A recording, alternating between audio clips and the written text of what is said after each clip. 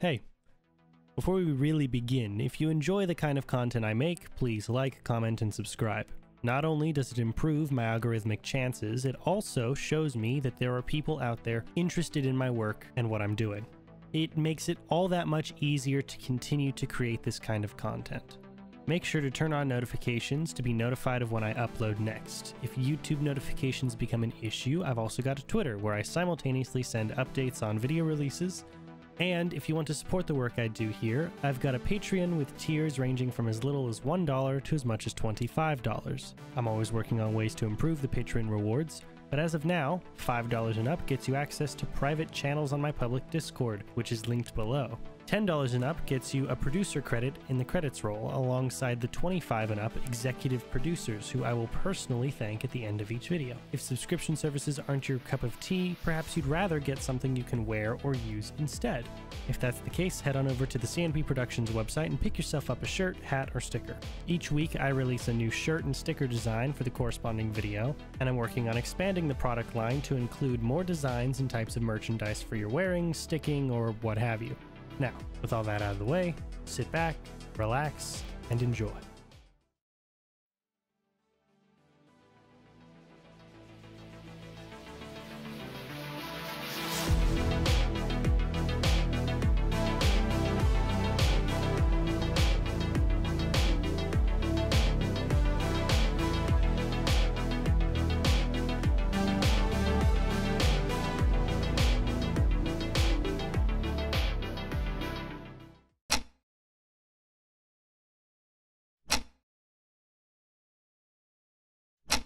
For the past couple of weeks, we've been talking about the rise, corruption, and fall of the American university system. 2 weeks ago, we went from its colonial and early American roots of being a series of local denominational seminaries to the dream of the founding fathers like President George Washington and Thomas Jefferson of the creation of a singular, all-encompassing national university. A dream that would never come to be, but would inspire future efforts that would birth the Morrill Land Grant Act universities under President Abraham Lincoln in an effort to bring engineering and agricultural sciences to the frontier under national sponsorship. We discussed its earliest incarnations, such as Kansas State University, through shape-shifting events like the Great Depression and the GI Bill, up to its modern-day state of being with a wide variety of forms, public and private, for and non-profit alike.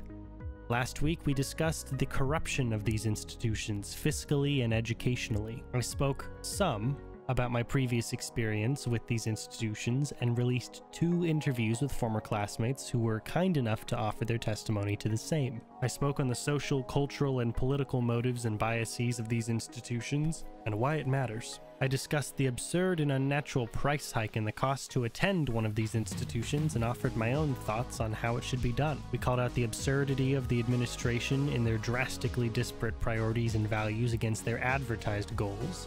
We shed light on the near satirical acts of hypocritical enforcement of class and school policy. We ranted and raved about the double standards and personal stakes of the administration and their tenured staff and the habits of their students. Today, I wish to convey a heartfelt and earnest belief, a belief that this system can be diverted from its current self-destructive pattern towards rebuilding and revising the errors of their ways. I believe these long-held staples of our cultural and social fabrics are sick and require treatment. I believe that the first step in fixing these problems is formulating a plan to revise and restructure these institutional priorities. I do not believe that I have all the answers, and I will lay no claim to that title. All of us are here to learn, grow, and act accordingly, including myself. All I'm here to do is explain where the problems occurred, what specifically caused them, and how I believe they should be fixed. Let's begin.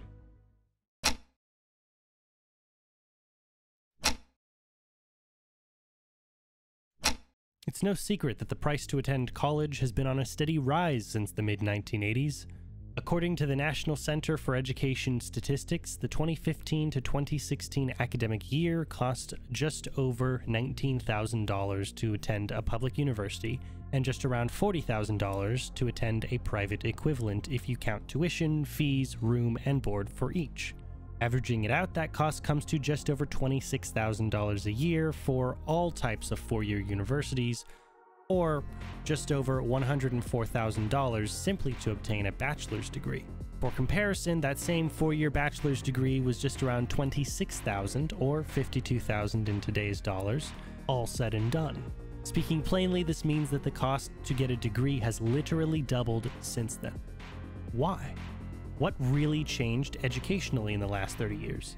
Where is our money as students going that justifies the cost? What should be done to change it? Well, if we look at this one class infographic in which they collected data across the whole of the US, let's use the $100 analogy. Approximately 61% of your cost to attend a 4-year university goes directly to the cost of your education, as they say. But if we look at what those costs are, only 15 of that 61% goes to salaries for instructors, administration, support staff, and student employees. The other 46% goes into categories they call, quote, other instructional expenses, auxiliary expenses, academic support, institutional support, student services, and grants to students. Alright, well, on the surface, this may seem logical in its distribution. When we look into these categories, we see that these all start to blend together. For instance, instructional expenses describes what they call academic costs, buildings, and facilities. Firstly, what do you mean academic costs? That's like saying the money you spend on groceries is for nutritional costs, or the money you spend on gas is for vehicular costs.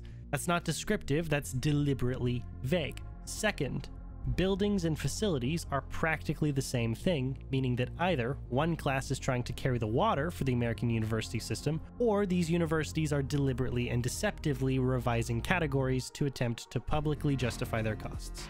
Auxiliary enterprises includes housing and food for students and faculty. To me, it makes no sense that the students are paying for the staff to buy food on campus and outside of what already goes into their salaries. And that sounds like a justification to raise costs rather than a logical expense.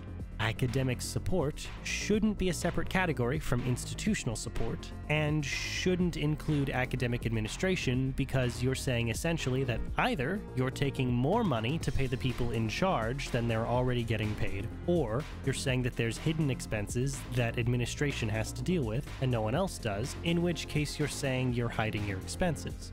Student services do not need to include student activities, as they put it, as they are almost entirely paid for through student-operated organizations or third-party groups. Unless you're talking things like a 645-foot lazy river in a leisure pool with a 25-lane distance swimming section. If so, doesn't that count as facilities and buildings under other instruction expenses? Or does it not, and you're admitting that it is not directly related to the instruction of the student? Lastly, grants to students, as they put it, specifically states, quote, student aid amount excluding discounts such as reduced tuition, which is just another way of saying this money is going to the student but not through a scholarship or discount in any tangible way. It just works. Trust us. None of the structure of this graphic makes sense. If that's the way that 61% of my tuition is being spent and only 15% of that has a relatively clear description, why would I want to pay the other 46%? I suggest these institutions should take some of their own accounting courses and learn to cut the fat in their expenditures. Specifically, trim the fat on the student services and combine it with the revised academic and institutional support. Minimize your spending on auxiliary enterprises like student-funded faculty housing and dining, since they're already being paid to work and live in the area. And finally, either completely remove grants to students or explain what that means and how it affects the student. My guess is that it has relatively minimal impact, as it only accounts for 3.41% of the cost if we're using the $100 analogy. So I would say let's just give it the boot.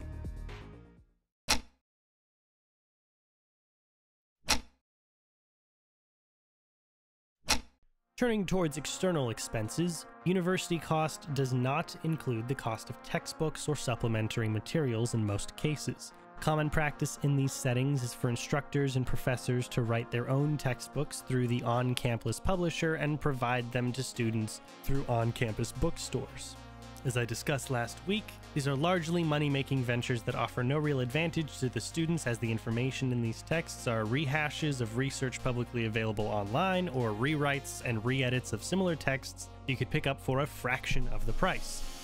also common that these textbooks are only available at the specific school you're attending, as they tend to travel with their professor. Alongside the revisionist nature of these texts year after year, there's little to no market for the previous year's book. This makes buying books all but fruitless, as there's little to no way you would be able to recoup that loss, and practically no resale value whatsoever.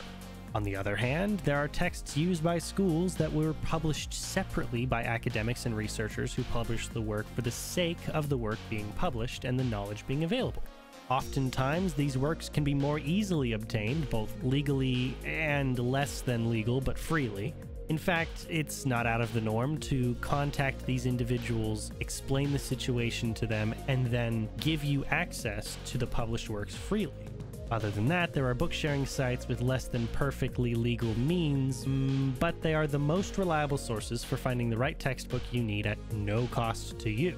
I propose that the books needed for each class you take be available in a PDF format for free, a low-cost, rentable alternative from the school. I don't see why it's so important that a specific version of a book with revisions that are comparable to "I corrected spelling mistakes and added 5 extra words" are necessary to buy or rent each year.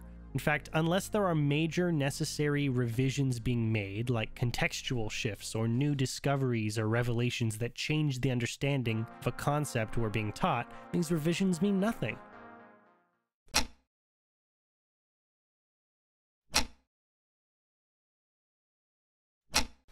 This episode of the 92 Days Project is sponsored by that new toothbrush feeling. There's nothing like the feeling of a brand new toothbrush that you finally decided to use after probably buying it in a 3-pack at Walmart like a year and a half ago and only realizing that it's probably important that you change out your toothbrush every couple of months. Studies show that humans are extremely lazy when it comes to most things, especially when those things sound tedious and dumb. How has a toothbrush that never needs replacing not been developed yet? I have no idea. But I do know that there is nothing like the feeling of a brand new toothbrush after finally deciding to stop wearing your pajamas all day and being a productive member of society.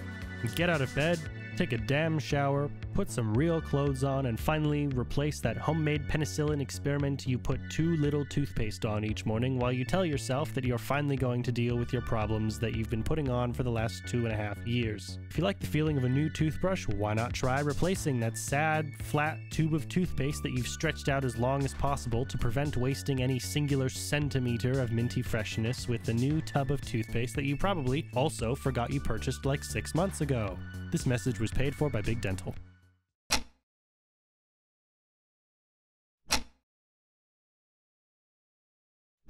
As a follow-up from last week, we discussed the elitist and biased nature of tenured staff that exists at almost every higher educational institution in the United States. For instance, the Harvard Crimson conducted a survey earlier this year that asked the faculty of Harvard about their political leanings. Out of the 236 responses they received, only 7 of them, which is approximately 3%, labeled themselves as somewhat or very conservative. In contrast, 183 of them described themselves as somewhat or very liberal in their views. Similarly, their donations show a heavy skew towards Democratic candidates and nominees from January of 2017 to October of 2020. Alongside the administration of the school, their donors, who are responsible for nearly all of their research funding and supply large bonuses of certain departments within the school, are near unanimous in their donations to the Democratic Party and affiliated organizations. It does not surprise me that these schools push these agendas. After all, they're literally being paid for it. But it shows a lack of transparency between the people looking to attend these universities and the people actually running them. These practices and biases go as far up the chain as tenured administration and their hiring practices. As Boston Magazine reported back in 2016, students are not the only people on campus hiding their politically conservative leanings. Let's take a look at the case of Professor James Miller, an economist at Smith College who began back in 1996. As he wanted to attain tenure, he made sure to teach several classes each semester, wrote articles for a number of reputable academic journals, and wrote a book on game theory. The trouble came when he wrote op-eds, including one for National Review, wherein he positions that the dominance of liberal academics skews scholarship to the point that aspiring professors are forced to pursue research pleasing to the liberal gatekeepers who grant or deny tenure with the ruthlessness of Caesar at the Roman Forum. As he stated, practically the only way for a women's studies professor to secure a lifetime college appointment is for her to contribute to the literature on why America is racist, sexist, and homophobic. The following year, he was denied his application for a tenured position by 2 votes. In letters explaining why each board member voted against Miller, one colleague wrote that she voted against him for his criticism of the economics of tenure policies in his book, with another writing that she found the National Review op-ed disturbing. Quote, "They didn't say I was wrong, they said I shouldn't have said that." Eventually, the situation would snowball until he found himself on the O'Reilly factor, and after more than a year, Smith College would intervene, overturn their previous ruling, and cast him forever as the token conservative, so to say, of the college forevermore. Now, this may be a singular incident, but it paints a larger picture. There's a definitive, blatant, and heavy-handed skew in academia towards the left, and it is one that will be stoutly defended by professor and student alike. Ideally, politics would be discussed, debated, and exchanged openly and without prejudice across all college campuses. After all, isn't college a time for self-exploration and identification? The truth is, free thought is no longer welcome in higher education. I'm sure that Washington would be rolling in his grave if he could see what happened to his dream of these great institutions of learning. I believe the best remedy is an outright removal of politics from all non-debate and non-geopolitical classes entirely. It should be a requirement that the material taught is purely informational, not affirmational. After all, is this the Church of Scientology or a public university? Are we paying $100,000 for indoctrination or education?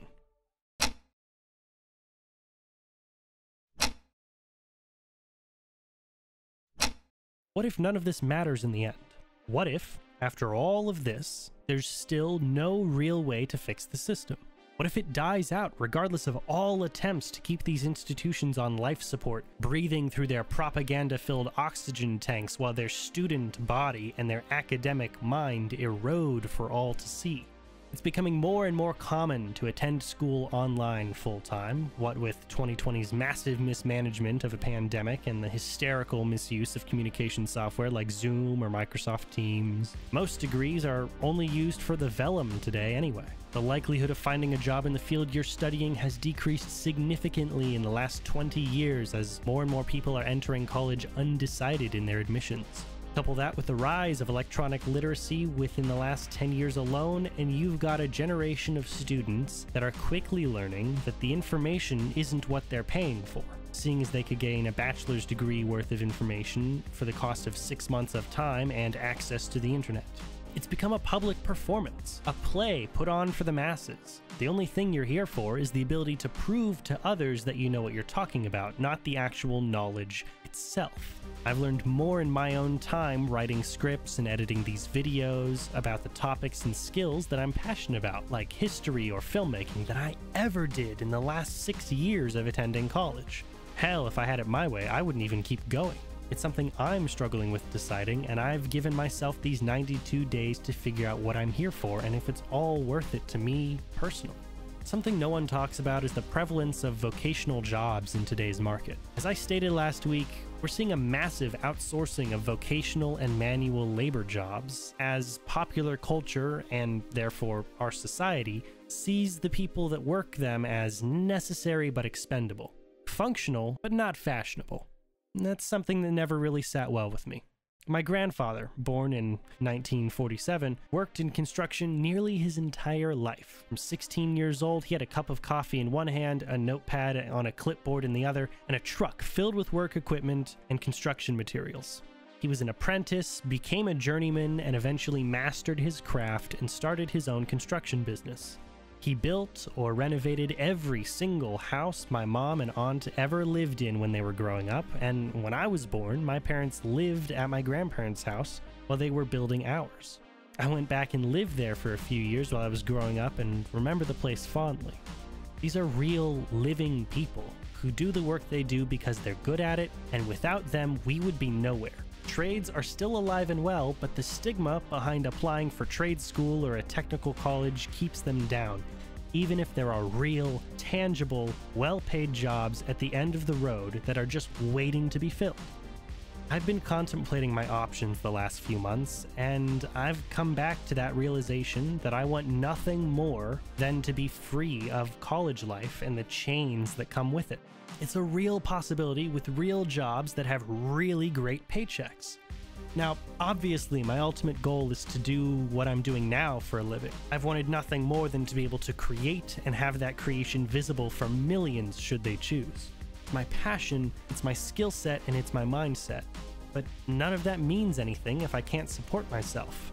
No matter how much I crave the opportunity to follow this passion to its end, there isn't any opportunity unless I try. That's what this whole project is, really. It's me trying to reconcile the outcry of every fiber of my being for the chance to work passionately and skillfully towards my goals, with the reality that I only have so much time before a decision will be made for me, whether by my own hand or that of circumstance.